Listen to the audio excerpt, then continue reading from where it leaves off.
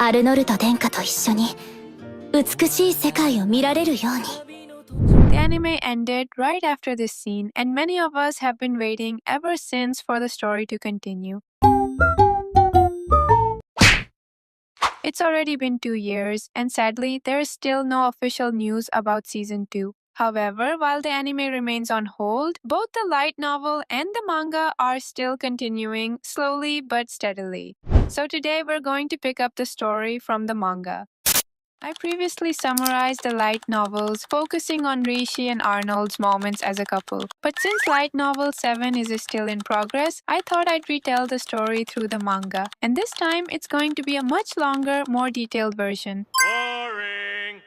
Let's start from chapter 32, volume 7 of the manga. As Rishi walks with Arnold toward the party hall on the night he gave her the ring, she asks him once again why he chose to propose to her. He calmly looks away and gives the same answer he always does. It's because I fell for you. She doesn't believe him for a second. In her mind, she calls him a liar and reminds him that he once said he only intended to use her. In response, he simply asks if the reason even matters. But to her, it matters a lot. Not only does her own future depend on it, but she also believes that understanding his true reason may help her prevent the terrible war that will happen in the future. Later, we see her speaking with Prince Theodore. She wants to ask him about Arnold's relationship with their father, but at that, he calls her nosy. She reasons with him, saying that as Arnold's fiancée, it's important for her to know. She even butters him up by saying that he knows him better than anyone else. Hearing that, he proudly straightens up and agrees. But unfortunately, he admits that he cannot answer her question very well. The truth is, even he himself has never spoken directly to their father. Arnold and the Emperor never speak in public either. Whenever the Emperor has orders, he summons Arnold to meet him alone, and even the servants are not allowed inside. However, Theodore does know a little about Arnold's mother. As she pictures the royal family tree in her mind, she realizes that many members of the family are already dead, and the current empress is not related to either of them. Theodore also asks if she remembers him saying that Arnold killed his mother. She nods and asks what happened. It turns out Arnold's mother hated him for a very long time. Whenever she saw his face, she insulted him and deliberately kept her distance. This continued for years until one day he stabbed her in the left side of the chest with a sword. Rishi is pretty surprised, and her mind immediately flashes back to the moment when he stabbed her. Theodore explains that the incident was covered up, but all of the empire's leaders are aware of it. He also reveals that his own mother was forced into her marriage almost like a hostage. In fact, it was also a requirement that Arnold's future consort come from a foreign royal family, and even though Rishi herself is only distantly related to royalty, royal blood still runs through her veins. Perhaps that is why the emperor accepted the engagement. She begins thinking deeply. If she can learn more about Arnold's mother, she may be able to understand why he proposed to her in the first place. She also wants to know what circumstances eventually led him to rebel against his own father and start the terrible war in the future. While she is lost in thought, Theodore lets out a big yawn. She glances at the position of the sun and realizes how much time has passed. He complains, saying she could have simply checked the clock instead of looking at the sun. But she does not really care about that. Instead, her attention shifts to the church tower with the steeple. He explains that the tower belongs to a church, the second largest and grandest on the continent. Monthly prayers and yearly chants are held regularly, since religion plays a major role in everyday life here. This is where we also learn about the Crusade religion. Long ago, people believed that the world was blessed by the presence of a goddess. The followers of this religion worshipped her. They recorded her teachings, organized religious doctrines, and even created a calendar based on their faith. Over time, those beliefs spread across the entire world. Today, the Crusade Church holds enormous power and influence. In fact, it possesses as much history and authority as the Empire of Galkine. But we'll learn more about that later. For now, let's return to the small cliffhanger scene from chapter 31.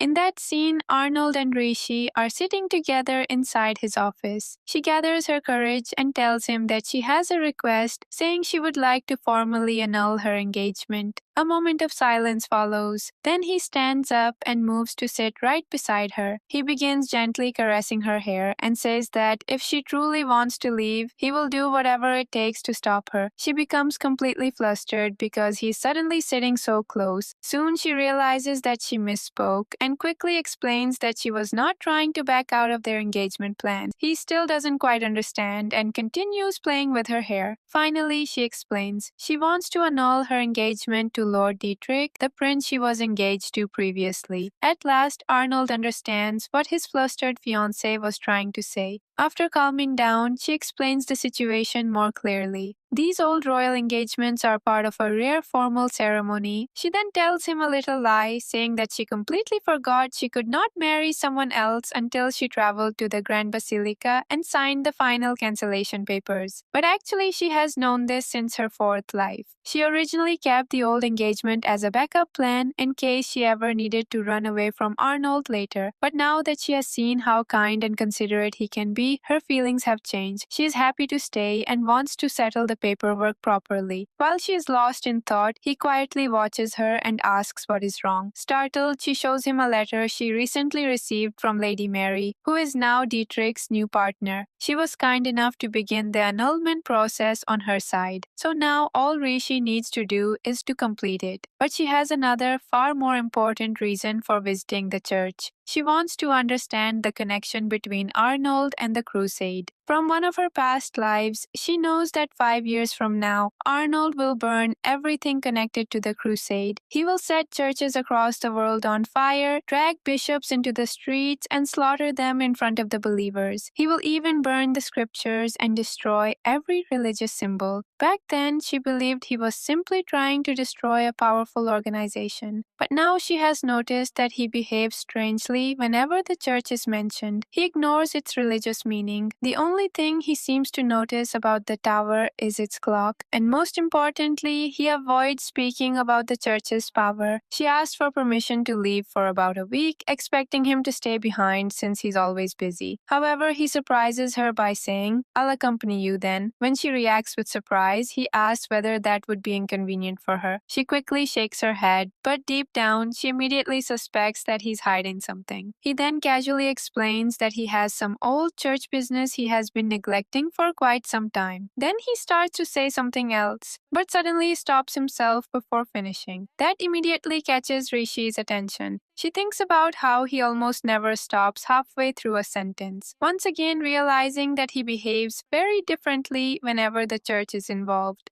A few days later, the two of them are traveling together in a carriage toward the Holy Kingdom. Inside, Arnold is busy working through paperwork while Rishi prepares her medicinal herbs and wonders whether he might get motion sickness. Before they left, Oliver had handed him a massive pile of work. After all, it was reckless for the Crown Prince to leave the country for an entire week without warning. As the carriage moves along the road, she comments on how smooth the road is. He explains that because large numbers of pilgrims travel this route, the towns along the highway earn considerable income through taxes and trade. Because of that, the road is carefully maintained. She wonders whether there are many devout believers in Galkine. She has heard that it is the only country permitted to have a major road leading directly to the Grand Basilica. As the largest religion in the world, the church usually does not grant special treatment to any single country. Yet Galkine was allowed to build the second largest church in the world. She reflects on how only the princesses of the divine bloodline are usually considered special, and yet the church clearly treats Galkine differently, a nation that never invaded the Holy Kingdom, even though Arnold's father conquered nearly every neighboring land. In one of her past lives as a merchant, she heard rumors that the emperor was deeply religious, making her wonder, did Prince Arnold burn the church simply to oppose his pious father? While lost in thoughts, Arnold looks up from his paperwork and asks whether she is certain she did not want her maids to accompany her. She explains that the Holy Kingdom limits the number of visitors during this time of the year, so rather than forcing her attendants to wait in small nearby towns, she preferred to let them remain comfortably at the villa. By this time of the year, she is referring to the festival held in honor of the goddess. Arnold remarks that it is an inconvenient time to visit, but in her mind, she quietly thinks the opposite. They are here precisely because of that festival. But of course, she cannot tell him the real reason. There is also someone she wants to meet again in this life. Suddenly, the carriage slows down and comes to a stop in the middle of a forest road. Arnold immediately senses danger and tells Rishi to stay inside, but she refuses to be left behind again. She grabs his sleeve and smiles, saying he knows it's pointless to try locking her inside. After a brief pause, he gently takes her hand and helps her step down from the carriage. Up ahead, a fancy foreign carriage is blocking the road. Then a loud, high-pitched voice suddenly complains about not wanting to ride in that white carriage. A 10-year-old girl named Milia bursts out, with her father following behind her and trying to calm her down. She is dressed in a frilly yellow dress with long purple hair. She is in the middle of a full temper tantrum. Her father tries to reason with her, but she refuses to listen. Then she suddenly notices Galkine's carriage. Stomping her feet, she angrily declares that if nobody will listen to her, then she marches straight toward Rishi and hugs her, announcing that she will ride with them instead. Rishi signals the guards to remain calm. Her father quickly follows, embarrassed, telling his daughter not to trouble strangers while apologizing for the disturbance. Rishi recognizes her immediately. In her fourth life, she had actually served as her maid, and as it turns out, she is the real reason Rishi planned this trip in the first place. Meeting her again had always been part of the plan, and that is where the chapter ends.